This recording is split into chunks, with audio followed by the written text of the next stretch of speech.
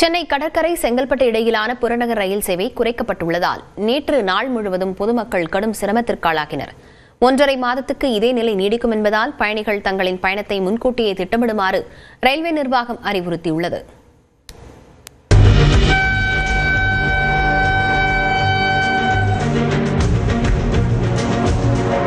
ரொம்ப சிரமமா இருக்கும். வேலைக்கு போயிட்டு வீட்டுக்கு போக முடியல. ஒரு டைம் 4 ட்ராக் நின்னா ஆக்சிடென்ட் கண்டிப்பாக ஆகும். ரொம்ப டிலே ஆகுது. வந்து பாதி வழியில் இருக்குது. மகளிர் இறங்கி அரை மணி நேரம் நடந்து வர்றேன்.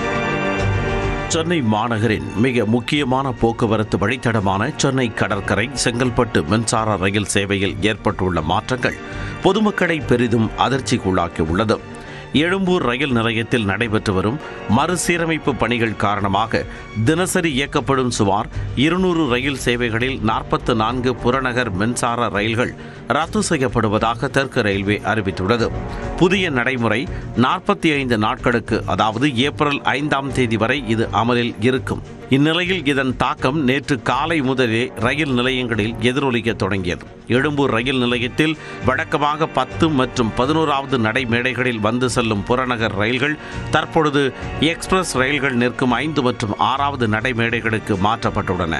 இந்த மாற்றத்தாலும் ரயில்களின் எண்ணிக்கை குறைக்கப்பட்டதாலும் எழும்பூர், கிண்டி, தாம்பரம் மற்றும் குரோம்பேட்டை உள்ளிட்ட முக்கிய ரயில் நிலையங்களில் பயணிகள் கூட்டம் அலைமோதின. காலை மற்றும் மாலை நேரங்களில் அலுவலகம் செல்வோர் மற்றும் கல்லூரி மாணவர்கள் போதிய ரயில்கள் இல்லாததால் கடும் சிரமத்திற்கு ஆளாகினர்.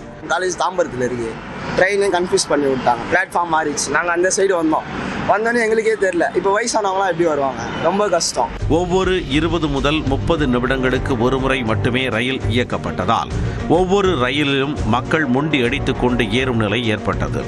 ஒரு சில இடங்களில் சிக்னல் கோளாறு மற்றும் தொழில்நுட்ப காரணங்களால் ரயில்கள் ஆங்காங்கே தண்டவாளங்களிலேயே நிறுத்தப்பட்டன. பல இடங்களில் ஒரே தண்டவாளத்தில் 2 ரயில்கள் அடுத்தடுத்து நிறுத்தப்பட்ட குளறுபடிகளும் அரங்கேறின. ட்ரெயின் நிற்கிது, டக்குனு பின்னாடி நிற்கிது, அதுக்கு முன்னாடி இன்னொரு ட்ரெயின் நிற்கிது. என்ன 10 நிமிஷம் ஒரு ட்ரெயின் வரும். ஒரு டைம் 4 ட்ராக் நின்னா ஆக்சிடென்ட் கண்டிப்பாக ஆகும். நான் குரோம்பேட்டில் ஏறி இங்கே வந்து பாதி வழியில் நிற்கிது. மாம்பழத்துக்கும் கோடப்பாக்கத்துக்கு நடுவில். இப்போ அங்கிருந்து இறங்கி அரை மணி நேரம் நடந்து வர்றேன். இந்த நிலை இரவில் இன்னும் மோசமடைந்தது.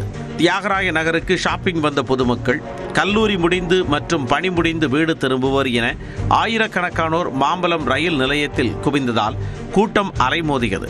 30 நிமிட காத்திருப்புக்கு பின் வந்த ரயில்களிலும் இடம் கிடைக்காமல் முதியவர்கள் மற்றும் பெண்கள் உட்பட அனைவரும் ரயிலின் படியில் தொங்கியபடி ஆபத்தான முறையில் பயணம் செய்ததை காண முடிந்தது. இதனிடையே எழும்பூர் ரயில் நிலைய மறுசீரமைப்பு பணிக்கு பயணிகள் ஒத்துழைப்பு தர வேண்டுமென தெற்கு ரயில்வேயின் சென்னை கோட்டம் தெரிவித்துள்ளது. பிரதமரின் கதிசக்தி திட்டத்தின் கீழ் எழும்பூர் ரயில் நிலையம் சுமார் 735 கோடி ரூபாய் மதிப்பீட்டில் உலகத்தரம் வாய்ந்த மல்டி மாடல் ஹப் ஆக மறுசீரமைப்பு செய்யப்படுகிறது.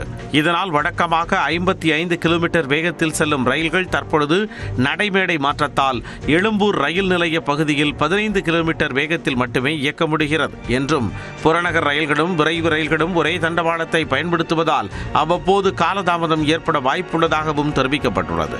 பயணிகளின் வசதிக்காக சென்னை கடற்கரை மற்றும் சேத்துப்பட்டு ரயில் நிலையங்களுக்கு இடையே பேருந்து வசதி ஏற்பாடு செய்யப்பட்டுள்ளதாகவும் குறிப்பிடப்பட்டுள்ளது. எதிர்கால மேம்பாட்டு பணிகளுக்காக இந்த தற்காலிக சிரமத்திற்கு பயணிகள் ஒத்துழைப்பு நல்கி பயணங்களை முன்கூட்டியே திட்டமிடுமாறு ரயில்வே நிர்வாகம் கேட்டுக்கொண்டுள்ளது.